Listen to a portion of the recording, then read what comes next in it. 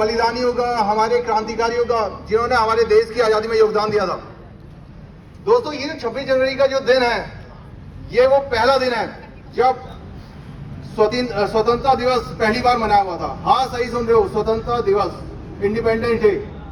रावी नदी तट पर 26 जनवरी 1930 को उस वक्त की भारतीय राष्ट्रीय कांग्रेस, जो राष्ट्रीय स्वतंत्रता की अगुवाई कर रही थी, उन्होंने पहली बार स्वराज का झंडा उठा करके, तिरंगा झंडा लगा करके रावी नदी के तट पर पहला स्वतंत्रता दिवस मनाया था।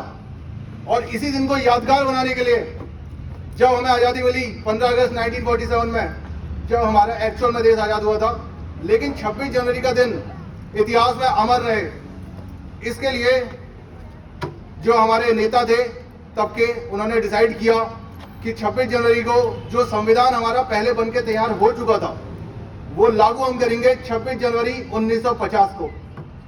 तो दोस्तों, ये जो 26 जनवरी का जो दिन है, ये कोई मामूली दिन नहीं है। और दोस्तों, एक चीज मैं आपको यहां पर क्लियर करके बता दूं कि जो हमारा देश है वो 1947 में अस्तित्व में नहीं आया।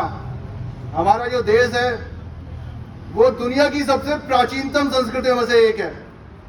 5000 साल पुरानी सभ्यता।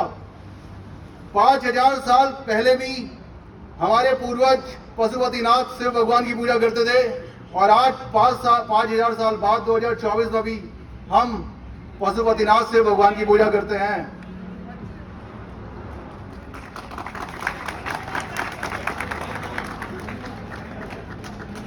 दोस्तों, एक और चीज मैं आपको बताऊं, जो मैं बात कर रहा हूं 5000 साल पुरानी सभ्यता, तो आप ये गलती से भी मत समझ लेना कि ये कोई पुरानी सोच वाली सभ्यता रही होगी या पुरानी सभ्यता थी।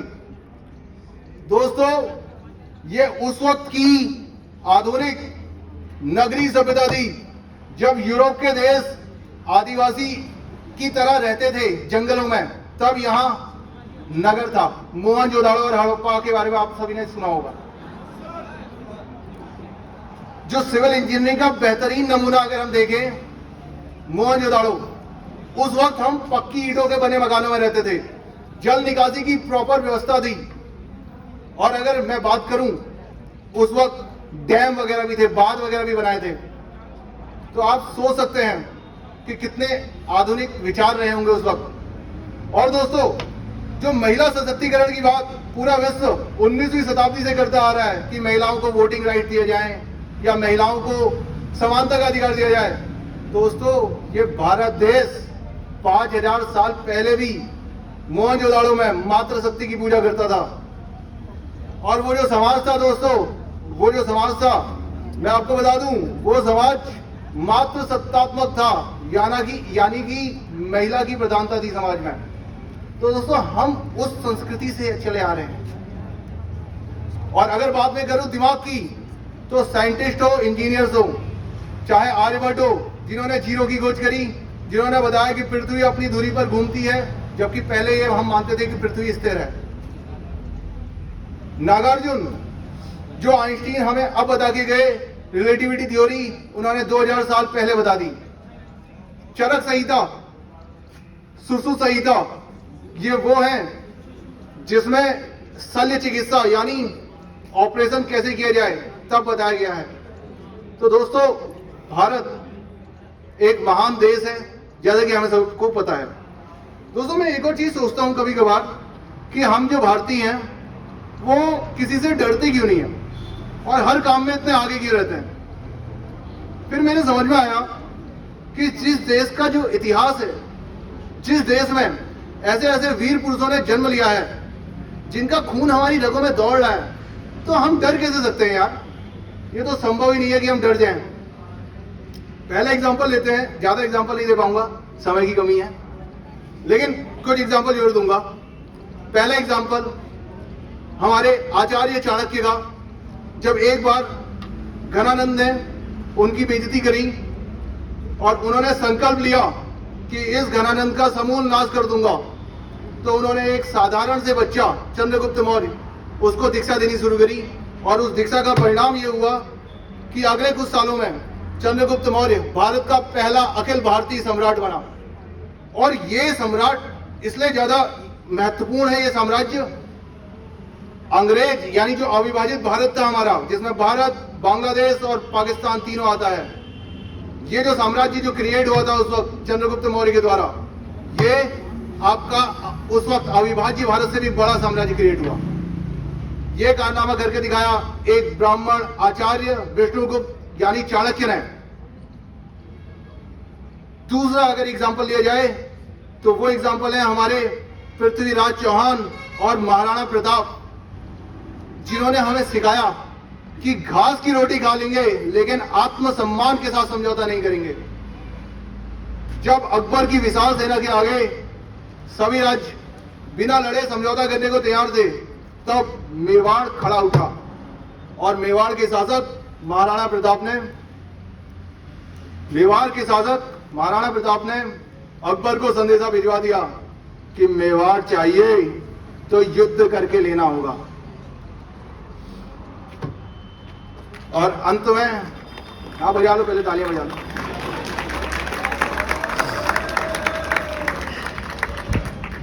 और अंत में अकबर को भी महाराणा प्रताप की तरफ देखना छोड़ना पड़ा और उसको स्वीकार करना पड़ा उनका राज्य। तो ये है हमारे सूरवीरों का गुण। और दोस्तों, महाराणा प्रताप के सैनिकों की बात तो छोड़िए, उनका जो प्रिय घोड़ा है उसकी वीरता के बारे में कहानियां लिखी गई है। आप सोचिए, चेतक, आप सभी ने नाम सुना होगा। एक कविता सुनाना चाहूंगा छोटी सी। रण की चौकड़ी भर भर कर चेतक बन गया निराला था, महाराणा प्रताप के घोड़े से पड़ गया हवा का पाला था। जो तनिक हवा सी बाग लगी लेकर सवार उड़ जाता था, राणा की नजर फिरी नहीं, चेतक तुरंत मुड़ जाता था। अरे जिस देश का घोड़ा इतना बलवान और इतना दिमागदार हो, उस देश के लोग कितने दिमागदार होंगे, आप सोचिए।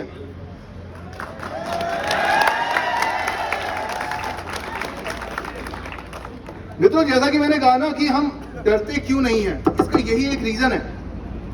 जिस देश में शिवाजी जैसे महावीर ने जन्म लिया, जिसने औरंगजेब की गलत नीतियों को ना सिर्फ उठाया, उनके खिलाफ लड़ करके 1674 में हिंदवी स्वराज की घोषणा करके उसके नाक के नीचे महाराष्ट्र में स्वराज्य स्थापित करके दिखा दिया। और कुछ दिनों बाद ये जो मराठा एम्पायर है, ये आपका लाहौर तक का बन गया, उनके पुरुषार्थ से और उनकी मेहनत से। और दोस्तों, एक चीज और है, क्या नहीं, वही जो मैं कह रहा था कि हम डरते क्यों नहीं हैं, क्यों हमारे जो विचार है उनमें कोई भी डर नहीं आता, क्यों हम खुल करके कोई भी काम कर सकते हैं। क्योंकि जो हमारे वीर हैं उन्होंने हमें सिखाया है।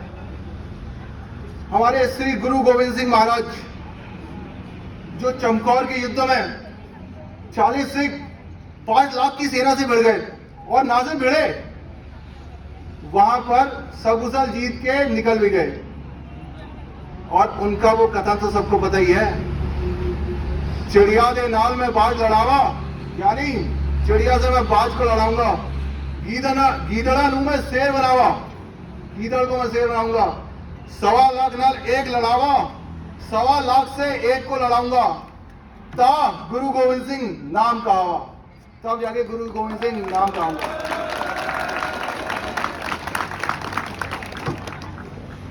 और फिर उसके बाद जब अंग्रेजों ने अत्याचार करना शुरू किया, तो दोस्तों झांसी से आवाज आई, क्या आवाज आई, बता सकता है कोई? बूढ़े भारत में फिर से आई नई जवानी थी, दूर फिरंगियों को करने की सबने मन में ठानी थी, खूब लड़ी मर्दानी वो तो झांसी वाली रानी थी।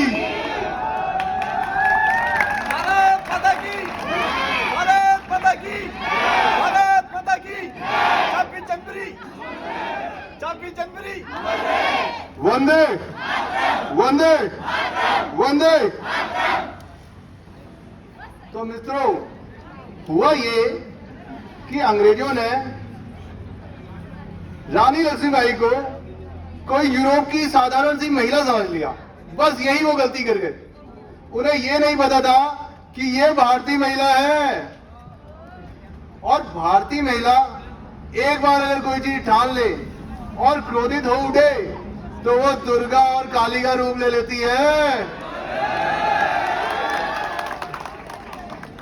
अब ये बात अंग्रेजों को कौन समझाए? और फिर अंग्रेज भी क्या करें, एक लीडर जाता दूसरा आ जाता। लाला लाजपत राय, बाल गंगाधर तिलक, विपिन चंद्र पॉल, तीनों ने अंग्रेजों की नाक में दम कर दिया। एक बाल गंगाधर तिलक महाराष्ट्र से उठते हैं और पूरे भारत में राष्ट्रीयता और देशभक्ति की ऐसी भावना जगा देते हैं कि जो लोग पहले घरों से निकलने को तैयार नहीं थे आजादी की लड़ाई के लिए या फिर अपने अधिकारों की रक्षा के लिए, वो घरों से बाहर निकल के आंदोलन करने लगते हैं। बंगाल विभाजन आंदोलन आप सभी ने सुना होगा, बंग भंग आंदोलन। और ये सब मैं गांधी जी से पहले की बात बता रहा हूं, जो आपने शायद सुनी नहीं होगी, 1905 में। और दोस्तों, जब इतना कुछ भी हुआ, जैसे तैसे अंग्रेज संभल ही पाते, विवेकानंद से प्रेरणा पाकर के, जो हमारे यूथ आइकन है विवेकानंद, स्वामी विवेकानंद, एक और हमारे प्रमुख व्यक्तित्व आजादी की लड़ाई में कूद पड़े। नाम है उनका सुभाष चंद्र बोस, बंगाल टाइगर। एक बार मैं जरूर चाहूंगा उन सभी के लिए तालियां बजाएं।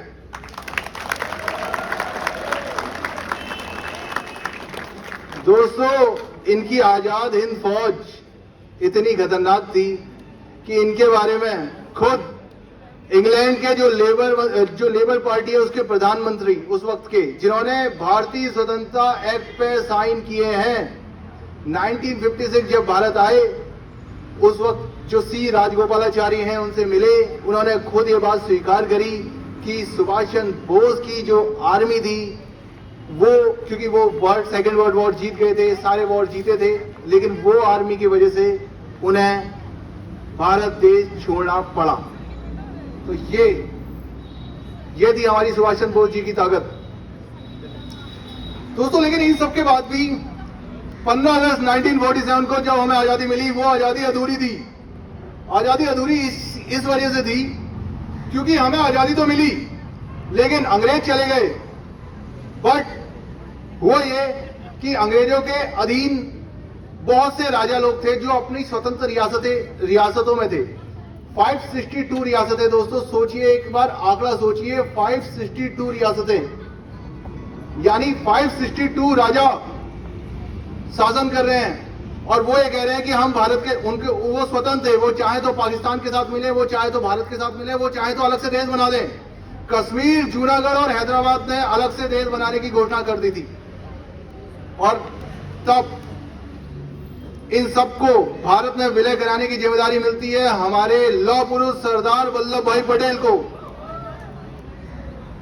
और आप यकीन मानिए दोस्तों, सोचिए 2 साल के अंदर 562 रियासतें भारत देश में शामिल हुई।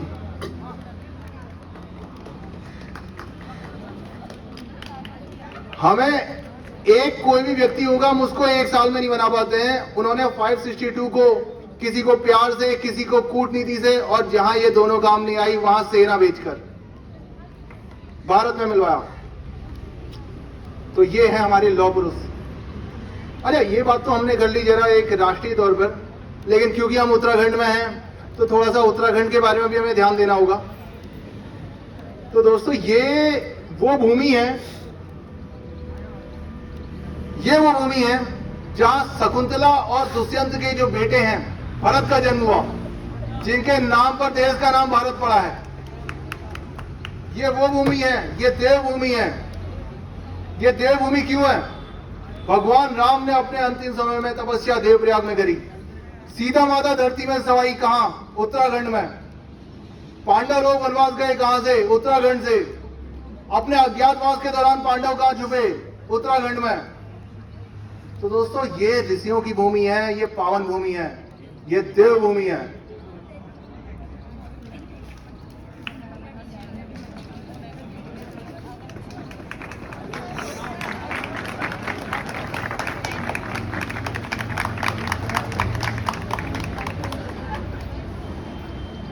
दोस्तों, जैसे मैंने अभी आपको बताया कि 1857 में जैसे रानी लक्ष्मीबाई ने झांसी में अंग्रेजों की नाक में दम कर रखा था, तो क्या उत्तराखंड इससे पीछे रहता? उत्तराखंड कैसे पीछे रह सकता है?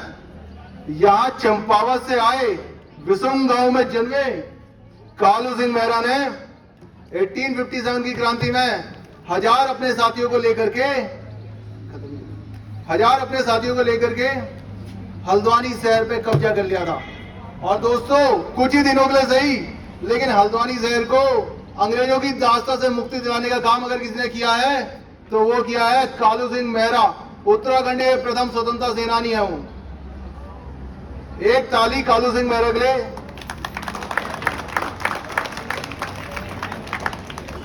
दोस्तों, हम हैं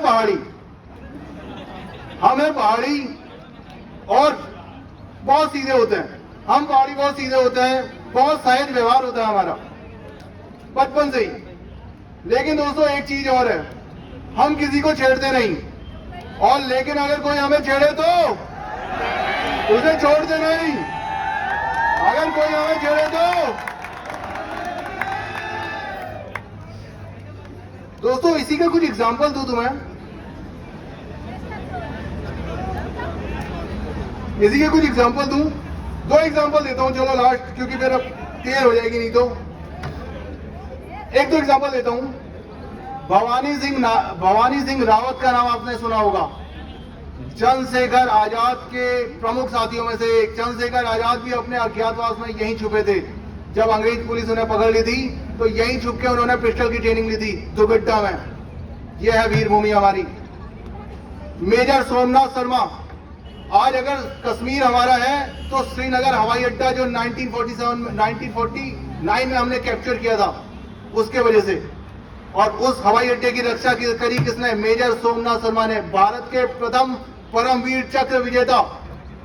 अगर वो उस वक्त हवाई अड्डे की रक्षा नहीं कर पाते, जो उन्हें मरणोपरांत मिला परमवीर चक्र, अगर नहीं कर पाते हवाई अड्डे की रक्षा, तो आज कश्मीर हमारा नहीं होता दोस्तों, क्योंकि वहां पाकिस्तानी अलगाववादी घुस गए थे। मेजर शैतान सिंह, एक नाम और लूंगा और ये अंतिम नाम होगा। Major Shaitan Singh 1962 Bharat China war, जब उनके पास वहां पर जरूरी सामान और हथियार भी खत्म हो गए थे, फिर भी लड़ते रहे चाइना से। विक्टोरिया क्रॉस, ये समझिए इंग्लैंड का भारत रत्न। अंग्रेजों को भी हमारी वीरता माननी पड़ी जब प्रथम विश्व युद्ध में दरबान सिंह नेगी और गबर सिंह नेगी को विक्टोरिया क्रॉस दिया, खुद महारानी विक्टोरिया ने। यह है हमारी वीरता। अंत में इन सबको समेटते हुए सिर्फ लास्ट लाइन बोलूंगा, और वो लाइन है,